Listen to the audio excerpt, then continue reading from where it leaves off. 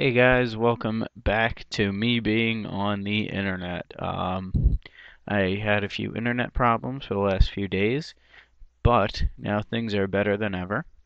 I'm going to be practicing with my red deck wins deck, and as you can see, I put foil animations back on for all those people who love foil animations out there. Okay, I have a feeling my opponent is not on a new deck unless there's some 63 card deck that I have not been aware of since I haven't had internet in the last few days. Okay, so we're gonna see what we draw. Draw a Koth. It's fine. We'll just play out a Shrine. And we're not gonna bother attacking. Not that he could have anything, but we're not gonna bother. Okay, let's see what he's got for turn 2. He plays out an island. And we'll shoot him now. I don't know what he could possibly be having 63 cards for, but who knows. Alright, we have a Shrine counter and a Phoenix. We're going to try to play out another Shrine. See what happens. Maybe he'll counter it. I didn't think so.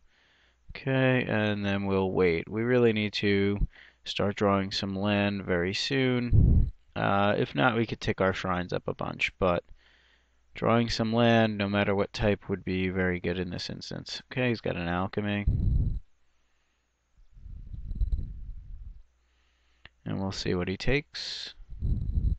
Another good thing about me finally having my own internet signal is all those complaints of blocky videos, those should probably not be happening.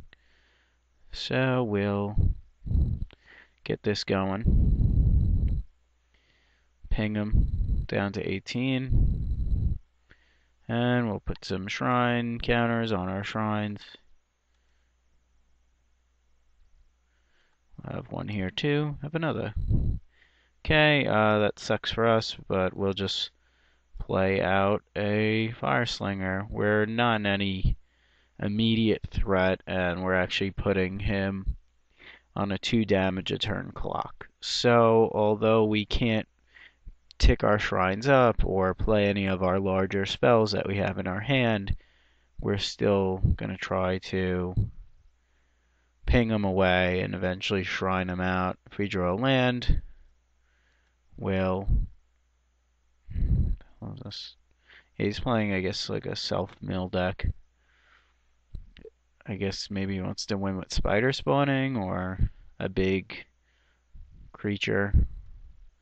Still don't understand why he has 23 cards. Oh, excuse me, 63 cards. Okay, ooh, that's pretty nasty. Right, he's gonna pass. We'll ping him.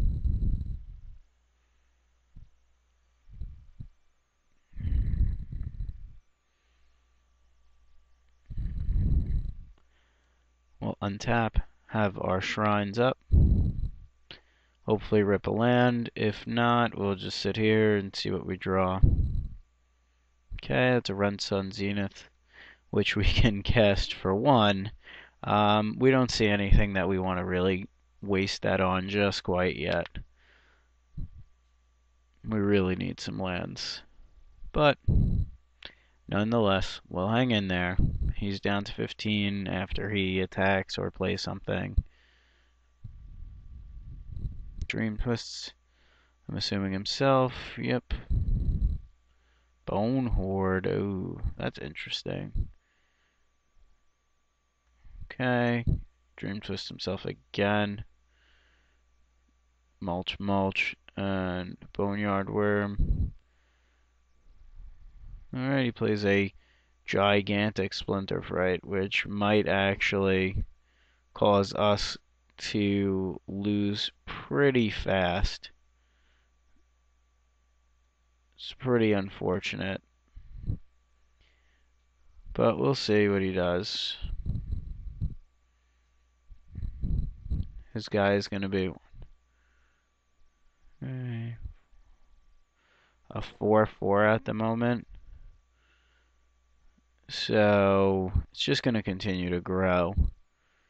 What we're going to try to do is, if he attacks, which I don't think he would, yeah, we would have tried to smash our guy into a splinter fright, draw land, and then kill it. If we draw land, we might want to just kill that right now with one of our shrines. But alas, we draw another fire slinger. So now we have to think, how are we going to win this? He's got a 4/4 trampler that's going to most likely grow, I'd say, to an 8/8 or so. We'll put him at 12 to 13, and then we're going to do that. My question is, do we want to play this for 0 and try to tick up our shrines?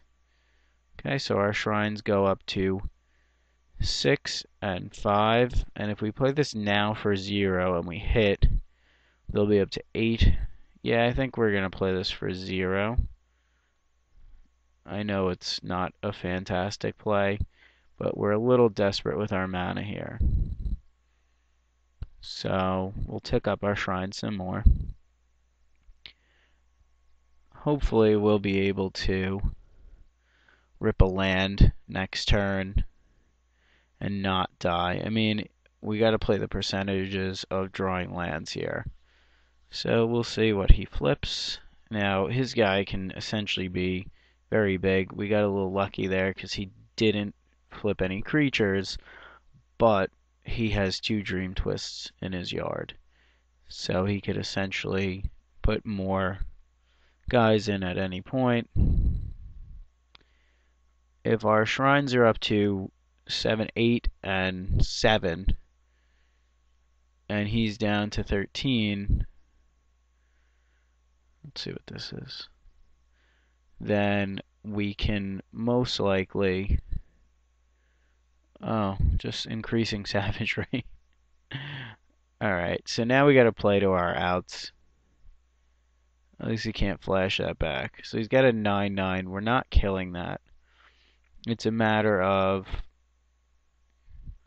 can we survive 2 attacks from him and rip a land? So right now he's at 13. It's a debate of whether I should block or not to make sure he can't cast this next turn.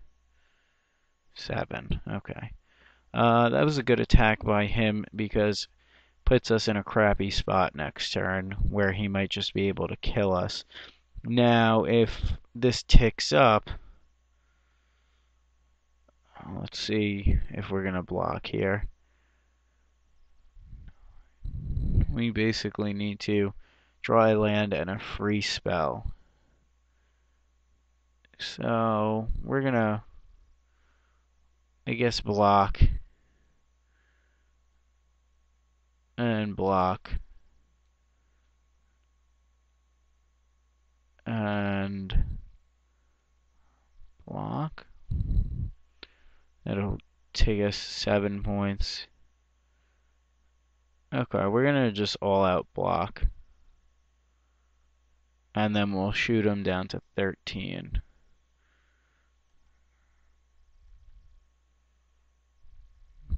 If we don't hit a land, we basically lose anyway. Alright, so he's at 13. And we're just trying to absorb as much damage as we can. Now, if we didn't block, we'd be at 10. And we'd be able to put him to 10 this turn. Okay, these tick up. Doesn't really matter.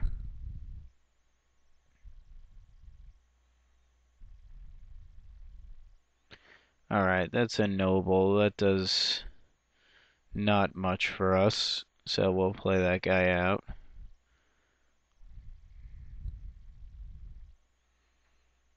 So right now, if we didn't block, we would be at 10. And we'd have to assume if we still had those guys, we can block 4 power now. So let's see what happens.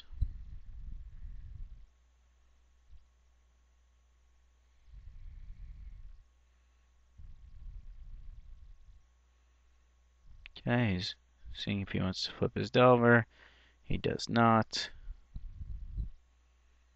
He flips two guys into the bin. Now he's got two Dream Twists.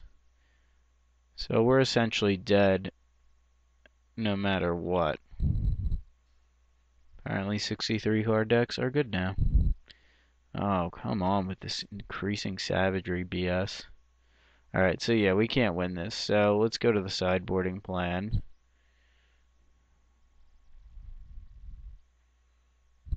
Okay, he's got that. Well, that's what happens when your deck gets stuck onto land. So, what do we have against that deck?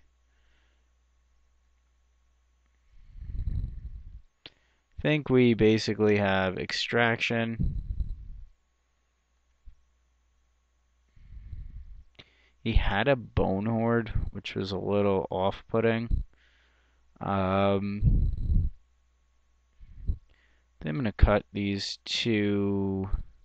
No, I think I like the heroes over the Koths. Yeah, I didn't really see anything else. Alright, so that's it. So let's go to game two. We're at game two. We're gonna play first. We'll definitely keep this.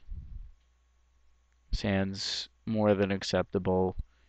Could burn out his little stuff. We got a guy. His only turn one play is probably a Delver. So our guy will be able to get in there usually. And if our guy is able to get in, then he'll grow. And we'll see what happens. So he has a Delver. We're killing that. I don't think he's got counter spells, so we could wait till it flips. Actually, we're not killing that Delver. We're gonna bash in and play a Berserker.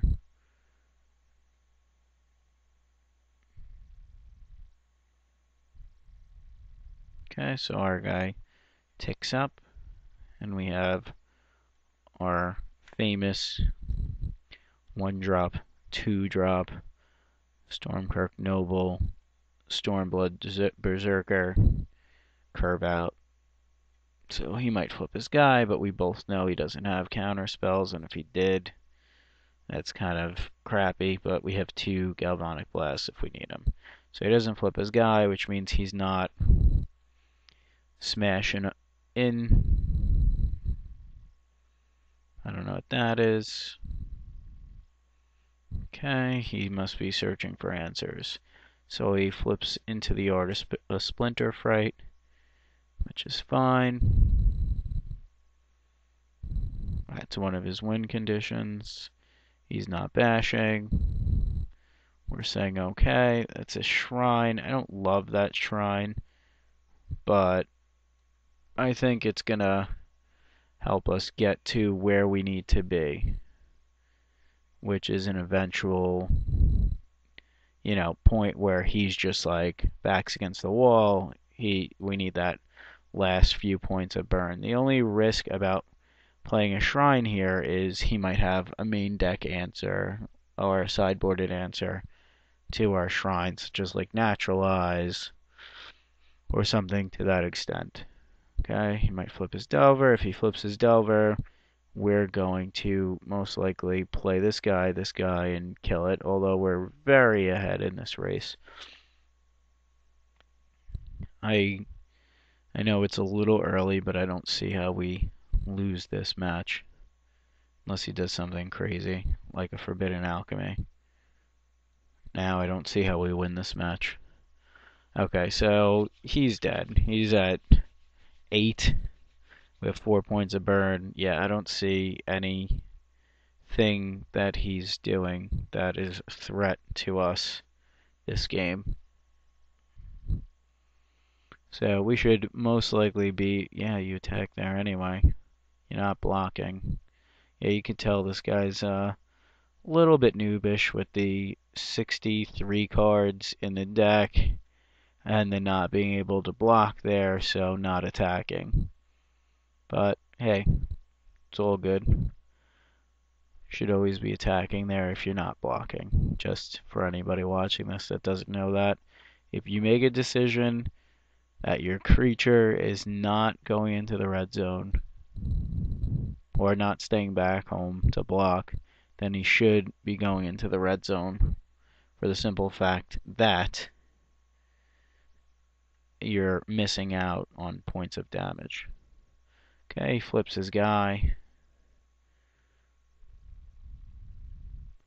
I don't know why that's still like that. Thought I switched that. Oh well. Say, alright, he's got a 3-2, which can't block, so he's basically dead. I guess he's going to search for some answers. Alright, he's not dead, but we honestly don't care about that. He can't block everything. You can't block. You can't block. It's my you can't block song.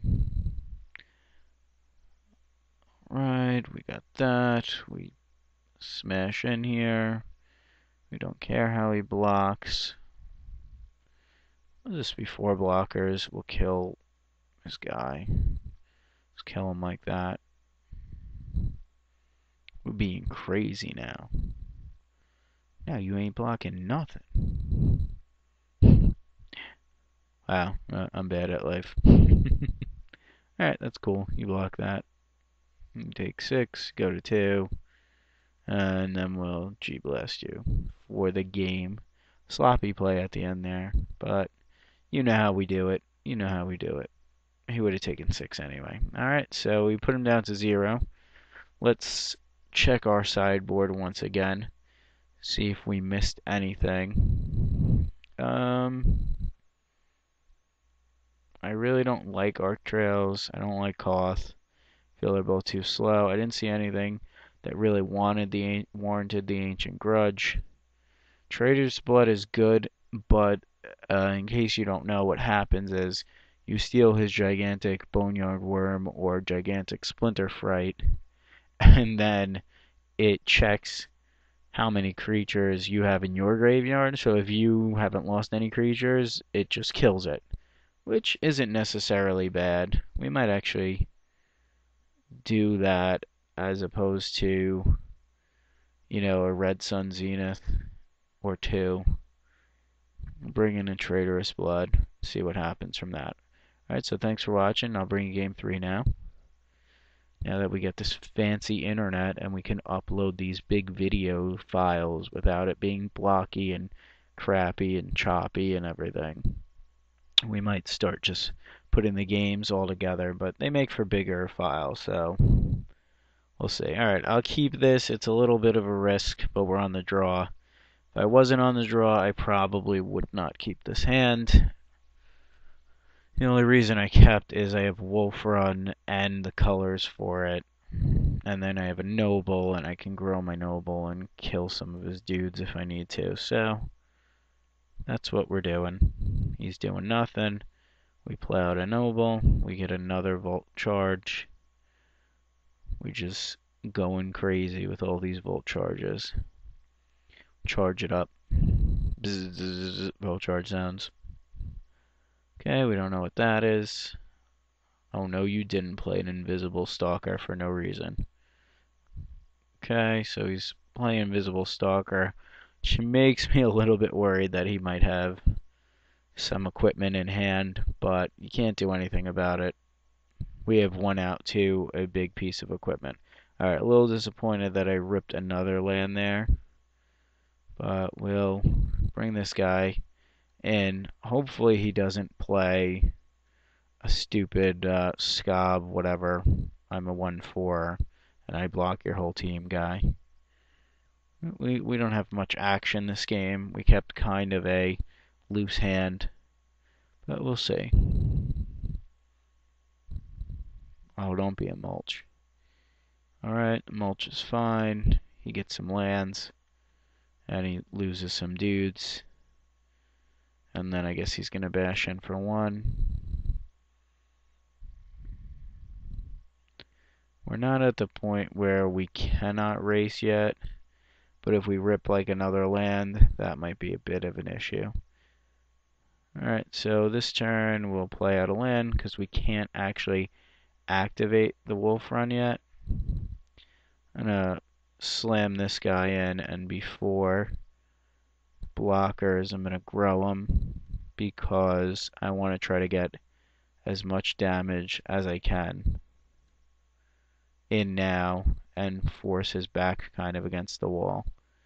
So he'll go down to 13. Our guy will be a 4/4. And next turn we'll play a wolf run and we'll make our guy big. We can also play this and this next turn. So those are our options at the moment. He's got 6 cards in hand. We know one of them's at least a land.